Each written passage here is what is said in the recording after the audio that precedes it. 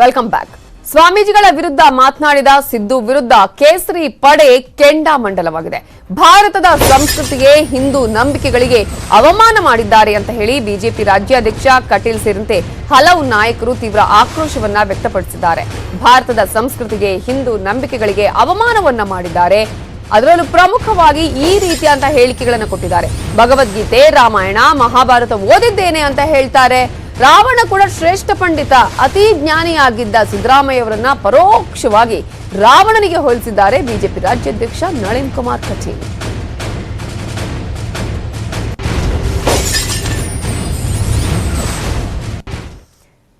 ಸಿದ್ದರಾಮಯ್ಯ ಅವರ ಹೇಳಿಕೆಗೆ ಬಿಜೆಪಿಯ ಯಾವೆಲ್ಲ ನಾಯಕರು ಏನೇನು ಹೇಳಿದ್ದಾರೆ ನೋಡೋಣ.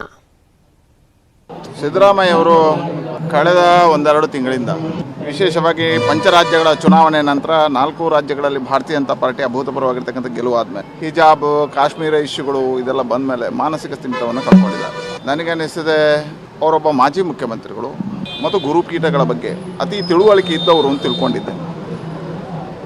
ನಮ್ಮ ದೇಶದ ಸಂಸ್ಕೃತಿಯಲ್ಲೇ ಹೇಳುತ್ತೆ, ರಾಜಪೀಠಕ್ಕಿಂತಲೂ ಗುರುಪೀಠ ಶ್ರೇಷ್ಠವಾಗಿರ್ತಕ್ಕಂಥದ್ದು. ಹಾಗಾಗಿ ಗುರು ಸಂಸ್ಕೃತಿಯ ಬಗ್ಗೆ ಅವಹೇಳನ ಮಾಡ್ತಕ್ಕಂಥದ್ದು ಸರಿಯಲ್ಲ. ಇವತ್ತು ಗುರುಗಳ ಪರಂಪರೆ, ಗುರುಗಳ ಸಂಸ್ಕೃತಿಯನ್ನೇ ಅವರು ಪ್ರಶ್ನೆ ಮಾಡಿದ್ದಾರೆ. ಹೇಳಿದ್ರೆ ಅದೊಂದು ಅವಮಾನ ಮಾಡಿದ ರೀತಿಯಲ್ಲಿ. ಸಿದ್ದರಾಮಯ್ಯ ಇದು ಹೊಸ್ತಲ್ಲ. ಒಂದು ಕಡೆಯಿಂದ ನಾನು ನಾಸ್ತಿಕವಾದಿ ಹೇಳ್ತಾರೆ, ಕದ್ದು ಮುಚ್ಚಿ ದೇವಸ್ಥಾನಗಳಿಗೆ ಹೋಗಿ ಪ್ರಸಾದ ತಗೋತಾರೆ. ಒಂದು ಕಡೆಯಿಂದ ಮಾಂಸಾಹಾರ ಸ್ವೀಕಾರ ಮಾಡಿ ನಾನು ಧರ್ಮಸ್ಥಳಕ್ಕೆ ಹೋದರೆ ಏನು ಅಂತ ಸವಾಲು ಹಾಕಿದರು. ಅದರ ಪರಿಣಾಮ ಮುಖ್ಯಮಂತ್ರಿ ಸ್ಥಾನವನ್ನು ಕಳ್ಕೊಂಡಿದ್ದಾರೆ. ಇವತ್ತವರು ನಮ್ಮ ಸಂಸ್ಕೃತಿಯ, ನಮ್ಮ ಹಿರಿತನದ ಪರಂಪರೆಯಲ್ಲಿ ಶ್ರೇಷ್ಠವಾಗಿರ್ತಕ್ಕಂಥ ಗುರುಪೀಠಗಳನ್ನೇ ಪ್ರಶ್ನೆ ಮಾಡಿದ್ದಾರೆ. ಹಾಗಾಗಿ ಇದು ಅವರ ಅವನತಿಗೆ ಕಾರಣ ಆಗುತ್ತೆ ಅಂತ ನಂಬ್ತೇನೆ. ಯಾಕಂದರೆ ಇವತ್ತು ಅದೊಂದು ಬೆಂಕಿ ಇದ್ದ ಹಾಗೆ. ಗುರು ಮಠಗಳು ಖಾವಿ ಅನ್ನತಕ್ಕಂಥದ್ದು ಅದು ಬೆಂಕಿ ಇದ್ದಾಗ ಬೆಂಕಿಗೆ ಕೈ ಹಾಕಿದ್ದಾರೆ. ಇದರಲ್ಲಿ ಕಾಂಗ್ರೆಸ್ ಸುಟ್ಟೋಗುತ್ತೆ, ಸರ್ವನಾಶ ಆಗುತ್ತೆ. ಇದರ ಪರಿಣಾಮವನ್ನು ಅವರು ಎದುರು ಕಾಣಲಿಕ್ಕಿದ್ದಾರೆ. ಈ ದೊಡ್ಡ ಸ್ವಾಮಿ, ಸಣ್ಣ ಸ್ವಾಮಿ ಯಾವ ಲೆಕ್ಕದಲ್ಲಿ ನೀವು ತೀರ್ಮಾನ ತಗೋತೀರಿ? ಆ ಮಠದ ಆಸ್ತಿಗಳ ಮೇಲೆ ಒಬ್ಬನೇ ದೇವರು ಅಂತ ಹೇಳ್ಕೊಂಡು ಹೋಗ್ತಾರಂತ ಸ್ವಾಮಿಗಳನ್ನು ಕೂಡ ನೀವು ದೊಡ್ಡ ಮಠ, ಸಣ್ಣ ಮಠ ಸ್ವಾಮಿಗಳು ಇದನ್ನು ಖಂಡನೆ ಮಾಡ್ತಾರೆ, ದೊಡ್ಡ ಮಠ ಸ್ವಾಮಿಗಳು ಇದನ್ನು ಖಂಡನೆ ಮಾಡಿಲ್ಲ. ಈ ರೀತಿ ಸ್ವಾಮಿಗಳನ್ನು ಕೂಡ ಖಂಡನೆ ಮಾಡುವಂತ ಒಂದು ನೀಚ ಕೆಲಸಕ್ಕೆ ಕೈ ಹಾಕಿದ್ದೀರಲ್ಲ, ಇದು ನಿಮ್ಮ ಕೊನೆ ದಿನಗಳು. ನಿಮ್ಮ ರಾಜಕಾರಣಕ್ಕೆ, ನಿಮ್ಮ ಪಕ್ಷಕ್ಕೆ. ಅದಕ್ಕೋಸ್ಕರ ಹೇಳಿದೆ ನಾನು, ಸ್ವಯಂ ನಿವೃತ್ತಿ ಘೋಷಣೆ ಮಾಡ್ತೀರಾ, ಘೋಷಣೆ ಮಾಡಿ. ಇಲ್ಲ, ನಿಮ್ಮ ಪಕ್ಷದ ನಾಯಕರು ಸಿದ್ದರಾಮಯ್ಯನವರ ಹೇಳಿಕೆನ ನಾವು ಖಂಡನೆ ಮಾಡಿ ಅವ್ರು ವಜಾ ಮಾಡ್ತೀವಿ ಅಂತ ಹೇಳ್ತಾರೆ, ಮಾಡಿ. ಎರಡರೂ ಒಂದು ಟೀಕೆ ಮಾಡ್ತಿದ್ದಾರಲ್ಲ, ಒಬ್ಬ ಕಾಂಗ್ರೆಸ್ ನಾಯಕರಾದ್ರೂ ಕೂಡ ಸಿದ್ದರಾಮಯ್ಯ ಹೇಳಿದ ಸರಿ ಇದೆ, ಒಬ್ಬನಾರು ಬಾಯ್ಬಿಟ್ಟಿದ್ದಾನ? ಒಬ್ಬ MLA, ಒಬ್ಬ MP, ಏನು ಮಂತ್ರಿಗಳಾಗಿದ್ದವರು, ಎರಡೆರಡು ಗುಂಪಿನ ನಾಯಕರಿದಾರಲ್ಲ, ಶಿವಕುಮಾರ್ ಗುಂಪು ಇರ್ಬೋದು, ಸಿದ್ದರಾಮಯ್ಯ ಒಬ್ಬನಾರ ಬಾಯ್ ಬಿಟ್ಟೆ ನೋಡೋಣ. ಧೈರ್ಯ ಇದ್ರೆ ಅವರಿಗೆ ಹಿಂದೂ ಸಮಾಜದ ವಿರುದ್ಧ ಹಾಕ್ಬೇಡಿ ನೋಡೋಣ. ಇಲ್ಲ, ಇವರಾದ್ರೆ ಹೇಳಿ ನನ್ನ ಬಾಯಿ ತಪ್ಪಂತು, ದಯವಿಟ್ಟು ನನಗೆ ಕ್ಷಮಿಸಿ, ಅದು ಹೇಳ್ತಿಲ್ಲ. ನನ್ನ ಮಾತು ತಿರುಗಿಸ್ತಾ ಇದ್ದಾರೆ, ಮಾಧ್ಯಮದವರು ತಿರುಗಿಸ್ತಾ ಇದ್ದಾರೆ, ಬಿಜೆಪಿ ತಿರುಗಿಸ್ತಿದ್ದಾರೆ, ಸಾಧು ಸಂತರು ತಿರುಗಿಸ್ತಿದ್ದಾರೆ. ನಿಮ್ಮ ಮಾತು ಏನಕ್ಕೆ? ದೇಶ ಉಳಿಬೇಕು, ದೇಶ ಮೊದಲು, ಸಂಸ್ಕೃತಿ ಮೊದಲು.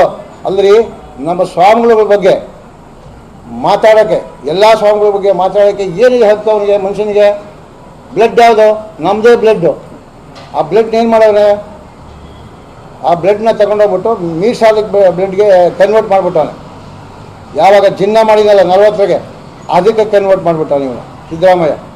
ಏನು ಹುಡುಗಾಟನೇನ್ರಿ? ಎಂಥ ಪವಿತ್ರವಾದಂಥ ಯಾರು ಮಹಾನ್ ಬಾ ಕನಕದಾಸ ಅಂಥವ್ರ ಹೆಸರು ಹೇಳೋಕ್ಕೆ ಹಕ್ಕಿದೆ ಮನುಷ್ಯನಿಗೆ. ನಾನು ಅಲ್ಲಿ ಹೋಗಿ ಜಾತ್ರೆ ಒಳಗೆ ಕುಣಿತೇನೆ, ಇಂಥ ಘನಂದಾರಿ ಕೆಲಸ ಮಾಡಿದ್ದೀನಿ ಅಂತ ಹೇಳ್ಬಿಟ್ಟು ನಾಚಿಕೆ ಆಗಲ್ವಾ? ಆಮೇಲೆ ಮೇಲಾಗಿ ವಕೀಲರಾಗಿ ಆ ವಕೀಲ ವೃತ್ತಿಗಳನ್ನು ಇದು ಅವಮಾನ ಮಾಡೋಣ. ಒಂದು ಕಮ್ಯುನಿಟಿಗೆ ಅವಮಾನ ಮಹಾನ್ ಭಾವರಿಗೆ, ಇನ್ನೊಂದು ವಕೀಲ ವೃತ್ತಿಗೆ ಅವಮಾನ. ಸಮಾಜಗಳಿಗೆ, ಎಲ್ಲ ಸಮಾಜನೂ ಹೊಡಿತಕ್ಕಂಥ ಒಂದು ದೃಷ್ಟಿಯೊಳಗೆ ಎಲ್ಲ ಸಮಾಜ, ಆ ಕಡೆ ವಕೀಲರು ಹೊಡಿತಾರೆ, ಈ ಕಡೆಗೆ ಇವರು ನೋಡಿತಾರೆ, ಲಿಂಗಾಯತರು ನೋಡಿತಾರೆ, ಈ ಕಡೆಗೆ ಹಿಂದುಳಿದವರು ನೋಡಿತಾರೆ. ಎಲ್ಲ ಹೊಡೆದ್ಬಿಟ್ಟು ನಾನೊಬ್ಬ ಸೂರ ಆಗಕ್ಕೆ ಹೊರಟವನಲ್ಲ. ಇದು ಎಷ್ಟು ವಿಪರ್ಯಾಸ. ಸರ್ಕಾರ ಅದನ್ನ ಯೂನಿಫಾರ್ಮ್ ಅಂತ ತೀರ್ಮಾನ ಮಾಡಿದ್ರೆ ಅದನ್ನ ಹಾಕ್ಬೋದು. ಯೂನಿಫಾರ್ಮ್ ಅಲ್ಲಿ ಅದಿಲ್ಲ ಅಂತ ಹೇಳಿದ್ರೆ ಅದನ್ನ ಹಾಕಕ್ಕಾಗಲ್ಲ. ಸಮವಸ್ತ್ರ ಎಲ್ಲ ಮಕ್ಕಳಿಗೆ ಏನು ಕೊಡ್ತಾರೆ ಅದೇ ಸಮವಸ್ತ್ರ ಎಲ್ಲರೂ ಕೂಡ ಕಡ್ಡಾಯವಾಗಿ ಪಾಲನೆ ಮಾಡಬೇಕು. ಸಿದ್ದರಾಮಯ್ಯನವರಾಗಲಿ ಕಾಂಗ್ರೆಸ್ನವರಾಗಲಿ ಇವತ್ತು ಹತಾಶರಾಗಿಬಿಟ್ಟಿದ್ದಾರೆ. ಇವತ್ತು ಎಲ್ಲೋ ತಮ್ಮ ನೆಲೆ ಕಳ್ಕೊಂಡಿದ್ದೀವಿ ಅನ್ನುವಂಥ ಭಾವನೆ ಅವರಿಗೆ ಬರ್ತಾ ಇದೆ. ಹಾಗಾಗಿ ಮನಸ್ಸಿಗೆ ಬಂದಂಗೆ ನಾಲಿಗೆ ಮೇಲೆ ಹತೋಟಿ ಇಲ್ಲದೇ ಮಾತಾಡ್ತಾ ಇದ್ದಾರೆ. ಇದು ಸರಿಯಲ್ಲ. ಇದು ಕಾಂಗ್ರೆಸ್ ಪಕ್ಷಕ್ಕೆ ಮಾರಕ ಆಗುತ್ತೆ ಹೊರತು ಕಾಂಗ್ರೆಸ್ ಪಕ್ಷಕ್ಕೆ ಖಂಡಿತ ಪ್ಲಸ್ ಆಗಲ್ಲ. ಅವರು ಎಷ್ಟೆಷ್ಟು ಹಿಂದುತ್ವವನ್ನು ವಿರೋಧಿಸ್ತಾರೆ, ಎಷ್ಟೆಷ್ಟು ಯಾವುದೋ ಒಂದು ಜನಾಂಗವನ್ನು ಓಲೈಸಲಿಕ್ಕೆ ಪ್ರಯತ್ನ ಮಾಡ್ತಾರೆ, ಅದು ಅವರಿಗೆ ತಿರುವು ಆಗ್ತದೆ. ಯಾವ ದೃಷ್ಟಿ ಇಟ್ಕೊಂಡು ಈ ಮಾತು ಹೇಳ್ತಾರೋ ನನಗೆ ಅರ್ಥ ಆಗ್ತಾ ಇಲ್ಲ. ಇವತ್ತು ನಾವು ಮಕ್ಕಳನ್ನು ಶಾಲೆ ಕಳಿಸೋದು ಯಾವ ಉದ್ದೇಶಕ್ಕೆ? ಎಲ್ಲರೂ ಒಂದು ಒಳ್ಳೆಯ ವಿದ್ಯೆ ಪಡಿಬೇಕು. ಅಲ್ಲಿ ಏನಂದರೆ ಶ್ರೀಮಂತಿಕೆ ಬಡವರು ಶ್ರೀಮಂತರು ಅನ್ನೋ ಭೇದ ಭಾವ ಇರಬಾರ್ದು. ನಾನು ದೊಡ್ಡವನು ಸಣ್ಣವನು ಅನ್ನೋ ಈ ಭೇದ ಭಾವದಿಂದ ಎಲ್ಲರೂ ಸಮಾನವಾಗಿ ಮಕ್ಕಳು ಬೆಳಿಬೇಕು ಅನ್ನೋ ದೃಷ್ಟಿಯಿಂದ ಇವತ್ತು ಶಾಲೆಯಲ್ಲಿ ಎಲ್ಲರಿಗೂ ಒಂದೇ ಯೂನಿಫಾರ್ಮ್ ಹಾಕ್ತೀವಿ ನಾವು. ಇದನ್ನು ಉದ್ದೇಶನ ಅರ್ಥ ಮಾಡಿಕೊಳ್ಳಾರ್ದನ ಸುಮ್ಮನೆ ರಾಜಕೀಯ ಹಿನ್ನೆಲೆ ಇಟ್ಕೊಂಡು ಏನಾದರೂ ಮಾತಾಡ್ತಾರಂದರೆ ಅರ್ಥ ಇಲ್ಲ. ಇವತ್ತು ಹೈಕೋರ್ಟ್ ಏನಾದರೂ ಒಂದು ಇದಕ್ಕೆ ತೀರ್ಮಾನ ಮಾಡಬೇಕಾಗಿದ್ರೆ ಸುಮ್ಮನೆ ತೀರ್ಮಾನ ಮಾಡಿರೋದಿಲ್ಲ. ಒಂದು ತೀರ್ಪು ಕೊಟ್ಟರೆ ಅನ್ನೋದ್ನಾಗ ಮತ್ತು ಇವರು ಸಂವಿಧಾನದ ಬಗ್ಗೆ ಭಾಳ ಅತ್ಯಂತ ಅದ್ಭುತವಾಗಿ ಮಾತಾಡ್ತಕ್ಕಂಥವ್ರು ಇವತ್ತು ಸಂವಿಧಾನ ಕೊಟ್ಟಿರ್ತಕ್ಕಂಥ ಇವತ್ತು ನ್ಯಾಯಾಲಯ ಕೊಟ್ಟಿರ್ತಕ್ಕಂಥ ತೀರ್ಪನ್ನು ಇವತ್ತು ನಾವು ಗೌರವಿಸೋದಿಲ್ಲ ಅಂದರೆ ನಾನು ಏನು ಮಾತಾಡಬೇಕಾಗತ್ತೆ? ಸ್ವಾಮಿಯವರು ತಮ್ಮದಾದ ಪರಂಪರೆ ಐತೆ, ತಮ್ಮದು ಇತಿಹಾಸ ಐತೆ, ಅವ್ರದ್ದು ಒಂದು ಡ್ರೆಸ್ ಕೋಡು ಅವ್ರು ಏನಂದರೆ ತಾವು ಹಾಕ್ಕೊಳ್ತಾರೆ. ಅದನ್ನು ನಾವು ಹೋಲಿಕೆ ಮಾಡ್ಕೊಳ್ಳೋದು ಎಷ್ಟರ ಮಟ್ಟಿಗೆ ಸರಿ? ಅದು ಹಂಗೆ ಆಗಿಬಿಟ್ಟಿದ್ರೆ ಕಾಂಗ್ರೆಸ್ ಅವರು ರಾಷ್ಟ್ರೀಯ ಅಧ್ಯಕ್ಷ ಮತ್ತು ರಾಷ್ಟ್ರೀಯ ಯುವ ನಾಯಕ ರಾಹುಲ್ ಗಾಂಧಿ ಹಿಡಿದು ಪಾಕಿಸ್ತಾನಕ್ಕೆ ಭಾರತೀಯ ಜನತಾ ಪಾರ್ಟಿಯವ್ರು ಬೈದರೆ ಪಾಕಿಸ್ತಾನ ಪರವಾಗಿ ಮಾತಾಡುವಂಥ ಸಂಸ್ಕೃತಿ ಪ್ರಾರಂಭ ಆಗಿಬಿಟ್ಟಿದೆ. ಅಂದರೆ ಬಿ ಜೆ ಪಿ ಯಾವ ದೇಶಭಕ್ತಿ ಮಾತಾಡಿದ್ರೆ ದೇಶ ವಿರುದ್ಧ ಮಾತಾಡೋದು.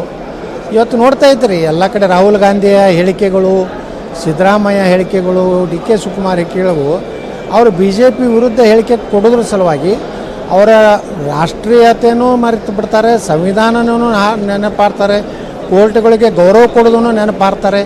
ಈ ರೀತಿ ಒಂದು ಕಾಂಗ್ರೆಸ್ ನೀತಿ ಏನಾಗಿದೆ ಅಂದರೆ ಅವರಿಗೆ ಬಿ ಜೆ ಪಿಯ ವಿರುದ್ಧ ಮಾಡೋದಕ್ಕೆ ಒಂದೇ ಒಂದು ಕೆಲಸ ಅಂದರೆ ಬಿ ಜೆ ಪಿಗೆ ಯಾವುದನ್ನು ಸಮರ್ಥನೆ ಮಾಡ್ತದೆ ಅದನ್ನು ವಿರೋಧ ಮಾಡೋದಂತಾಗಿ ಕಾಂಗ್ರೆಸ್ಸು ಇವತ್ತು ಯಾರೂ ಕಾಣಿಲ್ಲ. ಕಾಂಗ್ರೆಸ್ ತನ್ನ ನೆಲೆಯನ್ನು ತಾನೇ ಕಳ್ಕೊತಾ ಇದೆ. ಇವರು ಏನಾಗಿದ್ದಾರೆ, ರಾಷ್ಟ್ರೀಯ ನಾಯಕತ್ವ ಸಂಪೂರ್ಣವಾಗಿ ದಿವಾಳಿಯಾಗಿದೆ. ಅವರಿಗೆ ಬೌದ್ಧಿಕ ದಿವಾಳಿತನ ಬಂದುಬಿಟ್ಟಿದೆ ಆ ಪಕ್ಷಕ್ಕೆ.